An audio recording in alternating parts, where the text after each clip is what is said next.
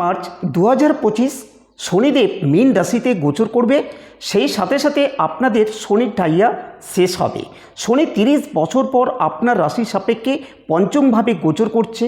বৃশ্চিক রাশি ও লগ্নের জাতক জাতিকাদের ক্ষেত্রে এই ট্রানজিট অত্যন্ত গুরুত্বপূর্ণ হতে চলেছে। নমস্কার, আমি দেব অ্যাস্ট্রোলজার সুজিত। আমার ইউটিউব চ্যানেলের সবাইকে স্বাগত জানাই। আমি মূল আলোচনায় প্রবেশ করার আগে আপনার কাছে একটি ছোট্ট অনুরোধ রাখব।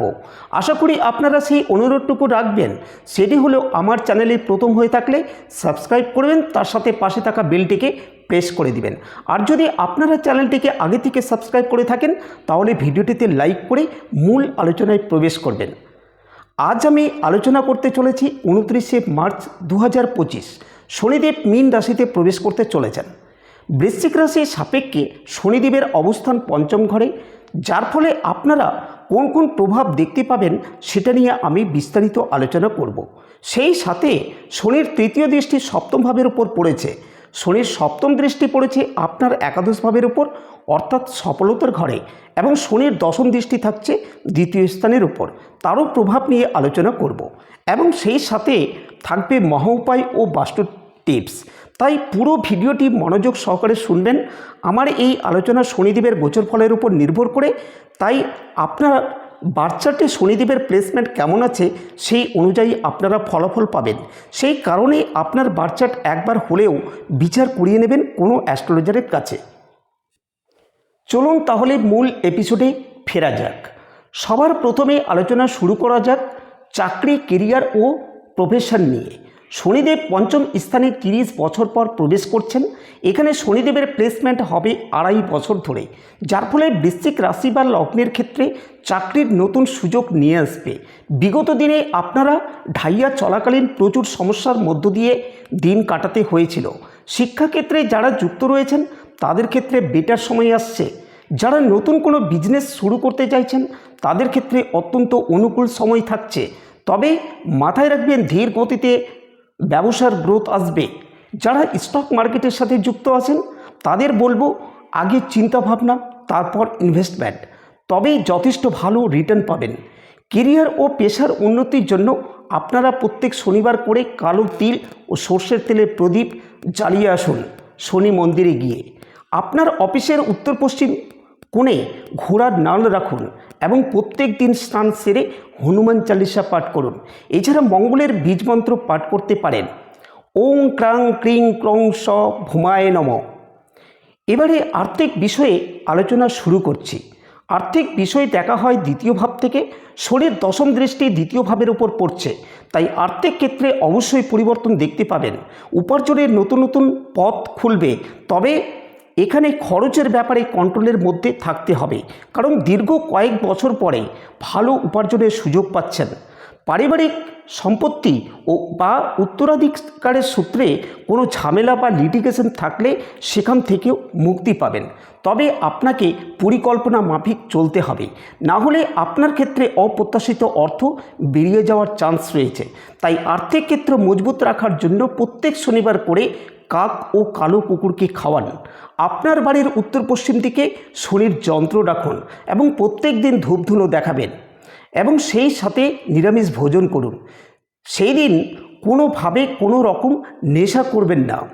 শনির পঞ্চম দৃষ্টি দ্বিতীয় স্থানের উপর পড়ার কারণে পারিবারিক দিক থেকে কিছুটা টানাপোড়েন চলতে পারে, তবে পিতামাতার স্বাস্থ্যের উপর আপনাকে কেয়ারফুল থাকতে হবে। পরিবারের লোকেদের সাথে ভুল বোঝাবুঝি হতে পারে, তার জন্য আপনাকে সজাগ থাকতে হবে, কারণ দীর্ঘদিন থেকে পারিবারিক জটিলতার মধ্যে পড়েছিলেন। সেই সময় শনির ঢাইয়া চলছিল। পারিবারিক লেনদেনের ব্যাপারে আইনি সমস্যায় পড়তে পারেন, সে ব্যাপারেও আপনাকে সতর্ক থাকতে হবে। তাই পারিবারিক ও মানসিক শান্তি বজায় রাখার জন্য আপনার বাড়ির সদর দরজায় প্রতিদিন সন্ধ্যাবেলায় প্রদীপ জ্বালাবেন। বাড়ির দক্ষিণ পশ্চিম কোণে কোনো টুরমালিন রাখুন, এতে অত্যন্ত বেটার ফল পাবেন। তার সাথে শনির বীজমন্ত্র পাঠ করুন, ওং প্রাং প্রিং প্রং স শনিশ্চরায় নমো নমঃ। এবারে লাভ লাইফ নিয়ে আলোচনা শুরু করছি। শনির তৃতীয় দৃষ্টি সপ্তম স্থানের উপর পড়ায় বিবাহ ও দাম্পত্য জীবন লাভ লাইফের ক্ষেত্রে পরিবর্তন নিয়ে আসবে। এই সবের ক্ষেত্রে ভুল বোঝাবুঝি হতে পারে, সেই দিক থেকে দূরে থাকুন। যারা অবিবাহিত আছেন তাদের ক্ষেত্রে নতুন সম্পর্ক আসতে পারে, তবে দুজনের বার্চাট বিচার করে তবেই একে অপরকে কথা দেবেন, নইলে আপনারা সুখী জীবন কাটাতে নাও পারেন। কারণ এই রাশির জাতক জাতিকারা দাম্পত্য জীবনে খুব কমই সুখী থাকেন। বিবাহিত জীবন এবং রিলেশনের ক্ষেত্রে আরও ভালো রাখতে হলে প্রতি শনিবার করে নীল ও কালো পোশাককে অ্যাভয়েড করুন। এছাড়া প্রত্যেক শনিবার করে আপনারা দুজনে একসাথে শনি মন্দিরে যাবেন এবং 8টি করে কালো তিল দিয়ে প্রণাম করে আসবেন। এবারে শিক্ষা বিষয়ে আলোচনা শুরু করছি। যাদের সন্তান রয়েছে এবং সন্তানের জন্য প্ল্যানিং করছেন তাদের ক্ষেত্রে পরিবর্তন দেখতে পাবেন, কারণ শনিদেব 30 বছর পরে পঞ্চম স্থানে প্রবেশ করছেন, যার ফলে ছাত্রছাত্রীদের ক্ষেত্রে পড়াশোনায় বিশেষ পরিবর্তন লক্ষ্য করতে পারবেন। আর যারা উচ্চশিক্ষায় রয়েছেন বা বিদেশে কেরিয়ার গড়তে চাইছেন তাদের ক্ষেত্রে অত্যন্ত ভালো সুযোগ থাকছে।